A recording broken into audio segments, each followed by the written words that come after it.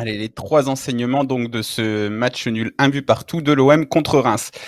Le premier, c'est ce que j'ai appelé le scénario normal, c'est-à-dire avec l'OM qui a dominé pendant l'immense majorité de la rencontre, jouant haut, assumant son rôle de plus grosse équipe, au contraire de ce qui pouvait se passer en début de saison, et avec des Rémois qui, eux, moins armés, ont souvent été acculés dans leur surface, ayant du mal à ressortir et ne créant pratiquement plus aucun danger. La grande différence entre la fin de ce premier semestre que nous vivons actuellement et le début, c'est que l'OM, en jouant plus offensif, concède finalement moins d'opportunités.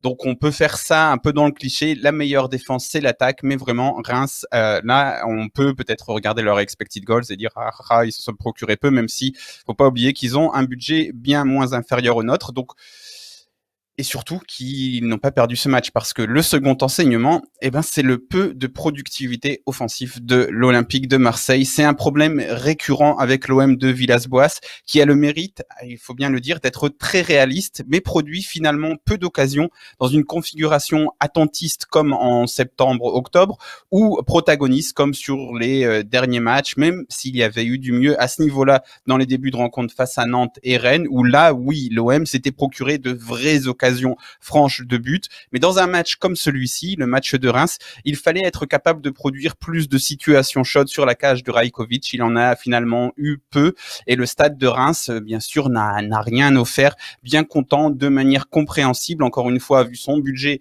et sa situation, de son petit point récolté. Après, on pourra toujours parler des intentions de jeu en Ligue 1, etc. Mais dans tous les cas, on peut aussi comprendre cette position. C'est un peu la position que l'OM a lorsqu'il va jouer au Parc des Princes, par exemple. Et enfin, on va terminer par ce qui peut être un petit peu paradoxal, mais c'est un petit manque de réussite. Alors vraiment petit, parce que pourquoi? Parce que Reims a une ou deux situations, ne frappe pas au but en première période et parvient tout de même à marquer sur un CSC, un geste raté de Nagatomo. Il faudra d'ailleurs parler de la difficulté du japonais à se situer dans ses pieds sur ce genre de situation. On a l'impression qu'il sait jamais s'il est sur son gauche, sur son droit, s'il doit se retourner. C'est quand même très compliqué. Et toujours est-il que sur cette demi-occasion, il marque. Et l'OM, sur ces 2-3 demi-occasions, parce qu'on n'a pas 150 des occasions de but, ne parvient pas à marquer un but de plus. C'est-à-dire qu'il y a une très grosse occasion franche, le but, et après on a 2-3 situations un petit peu chaudes et on ne marque pas. Et voilà, donc 2-3 situations chaudes lorsque l'on est l'OM et que l'on reçoit Reims, ce n'est pas suffisant. C'est pour ça que parler d'un manque de réussite, ça me paraît un peu abusé, même malgré le CSC.